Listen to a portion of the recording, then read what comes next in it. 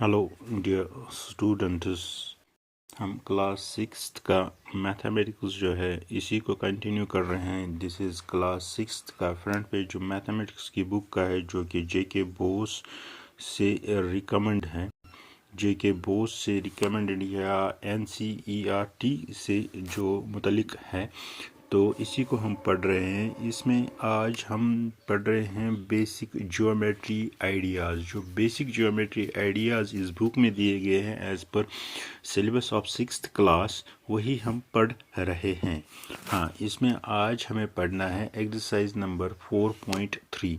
देखो, ये 4.3 एक्सरसाइज यहाँ तक हमने कंप्लीट किया है। वो लेसन्स आप जाके पिछले वीडियोस में देख सकते हैं।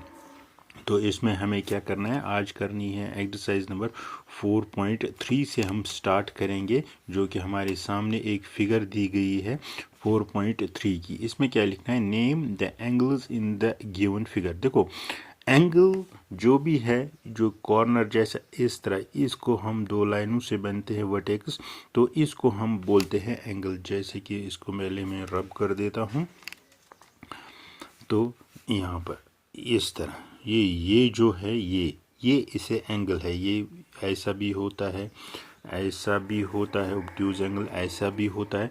तो मुख्तलिफ टाइप्स के एंगल हैं। अब हमें यहाँ पर नाम देने हैं कि क्वेश्चन नंबर पहले फर्स्ट जो है इसमें नाम देना है। देखो, अगर हम ए से स्टार्ट करेंगे, ये एक एंगल है, ये दूसरा एंगल है, ये तीसरा एंगल है और ये चौथा एंगल है।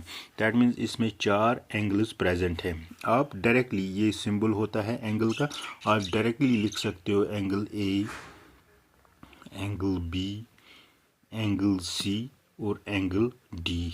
इसमें कोई भी दो राहें नहीं है, आप डायरेक्टली भी लिख सकते हो। लेकिन अच्छा रहता है कि जब आप अच्छी तरह डिक्टेट वर्टेक्स जो है इसे डिफाइन करोगे। जैसे कि एंगल ए हमें लिखना है, हम लिखेंगे ए कहाँ से स्टार्ट होता है, डी से स्टार्ट होता है, कहाँ ख़त्म होता है, बी पे ख़त्म होता है। तो यहाँ पर लेकिन जो एंगल होता है ये हमेशा आप बीच में डालोगे। यहाँ पर ये बीच में आएगा, एंगल ए, एंगल डी, ए और सी।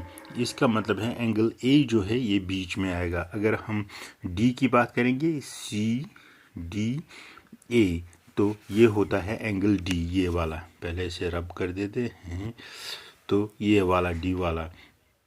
तो इस तरह आप सारे डिफाइन कर सकते हो। जैसे कि मैंने यहाँ पर लिखा है इस डायग्राम में, यहाँ पर, तो जैसे कि मैंने लिखा अभी एंगल ए,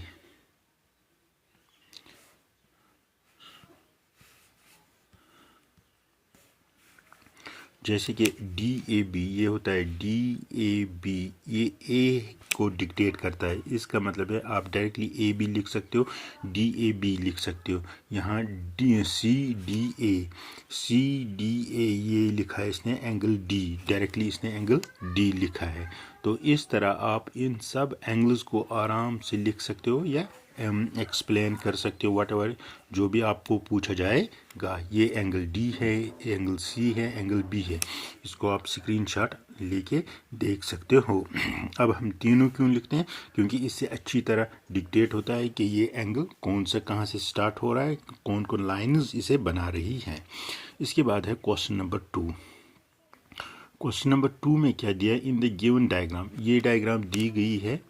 तो इस डायग्राम को क्या करना है, in the interior of angle D, क्या फाइंड नेम द पॉइंट्स। जो पॉइंट्स इसमें दिए गए हैं इनको आप नाम देना है। D O E, angle D O ई को देखना है, इसके अंदर जो भी पॉइंट्स है वो लिखना है। पहले हमें देखना है डी, डी ये है, ओ ये है और ई ये है।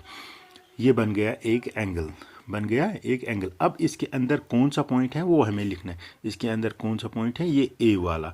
इसका मतलब है पॉइंट ए जो है ये अंदर आएगा, किसके, एंगल डी ओ ई के अंदर यही पॉइंट्स आता है। दोबारा इसे हम देख लेंगे। देखो क्या है, angle D O E, that means angle कौन सा है, ओ वाला है। लेकिन यहाँ पर आपको लेना है D E, D O E angle, इसके बीच में जो पॉइंट है वो कौन सा है, ए पॉइंट है। तो आंसर जो आएगा वो आएगा पॉइंट ए। ओके, अब इसका दूसरा पार्ट जो है एक्सटीरियर, ई ओ एफ, बाहर, किसके, ई ओ एफ। देखो इनके बीच में कोई भी नहीं है, लेकिन ये बाहर जो साइड में पड़ा है पॉइंट सी, तो पॉइंट सी भी, सी क्या है, बाहर है, किसके, सी, ई ओ एफ के बाहर है। उसके बाद अगर इस साइड से देखोगे डी ए भी बाहर है। एक मिनट में रब कर देता हूँ इसे। देखो ये पहले इस तरह एंगल, ठीक है, ये है ई ओ एफ। अब देखो बाहर कौन कौन सा पॉइंट है, एक तो ये सी वाला, ये मैंने बोला, ये ए वाला और ये डी, ये तीन पॉइंट्स जो है ये बाहर है किस एंगल के, ई ओ एफ। ओके, ई ओ एफ के बाहर है। उसके बाद ऑन ई ओ एफ, पहले रब कर देते हैं। पहले हमें देखना है कौन सा एंगल लिया है इसने। इसने लिया है ई ओ एफ, इनके बीच में कौन सा पॉइंट है, इनके बीच में या इसके ऊपर, ऑन, उसके ऊपर कौन सा पॉइंट है, सिर्फ पॉइंट बी जो है ये इसके ऊपर है। यहाँ पर मैंने लिखा है पॉइंट बी जो है इसके कौन सा एंगल है, ई ओ एफ, ई ओ एफ, ई ओ एफ जो है इसके ऊपर है, तो पर्टिकुलरली ये बी है। ओके, तो अगर आप बी को भी देखोगे, ई ओ एफ, ओ भी इसके ऊपर है ना, एफ भी इसके ऊपर है और ई भी। आप बोलोगे क्यों, क्योंकि actually these are rays, actually these are rays, इसीलिए इसने थोड़ा कन्फ्यूजन में डाला है आप लोगों को, क्योंकि ये रेज है, इनको स्टार्ट तो ओ से होते हैं, ओ से होते हैं, लेकिन यहाँ पर सिंगल हेडेड एरो है, इसका मतलब है आगे कहाँ जाके रुकती है ये मालूम नहीं। इसका मतलब है ई भी लिखना है आपको, ओ भी लिखना है, बी भी लिखना है और एफ भी लिखना है। इसका मतलब है ये इनके ऊपर पॉइंट्स लगे हुए हैं। उसके बाद है draw rough diagram of two angles, question number 3, such that they, आपको एक रफ डायग्राम, अपने से एक डायग्राम बनानी है, उसमें ये चीज़ें डिक्टेट करनी है। क्या लिखना है, draw rough diagram of two angles, दो एंगल डालने हैं आपको, such that they have one point common. जो इसने पहले दूसरे क्वेश्चन में डाला है वही हम भी करेंगे इस तरह। यहाँ पर शायद था एफ, यहाँ पर पॉइंट एफ था, यहाँ पर पॉइंट ई था दूसरे में, तो यहाँ पर पॉइंट ओ था और यहाँ पर था बी शायद, चलो कोई बात नहीं, बी। तो ये आपको दो एंगल बन गए, ये एक एंगल है, ये दूसरा एंगल है, तो इनके बीच में वन कॉमन पॉइंट, इस ओ को कॉमन लेंगे क्योंकि ये इसके ऊपर भी है, इस एंगल के ऊपर भी है, तो इसका मतलब है ये बन गया हमारा कॉमन एक पॉइंट, 2 पॉइंट्स इन कॉमन।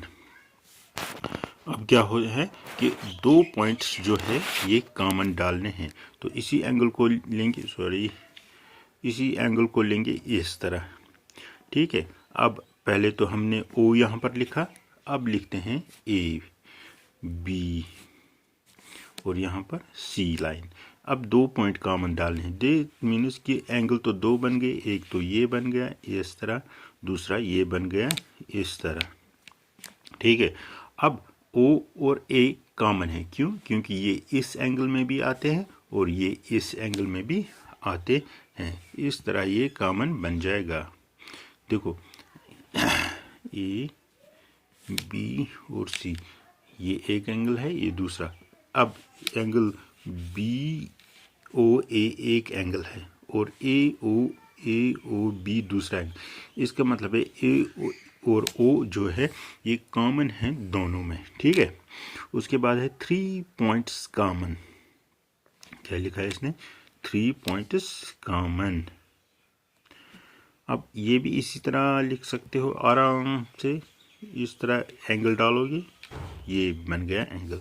पहले तो ओ और ए, ये तो पॉइंट्स कॉमन थे ही, यहाँ पर हमने लिखा था बी, यहाँ हमने लिखा था, इसके ऊपर एक और पॉइंट डाल दो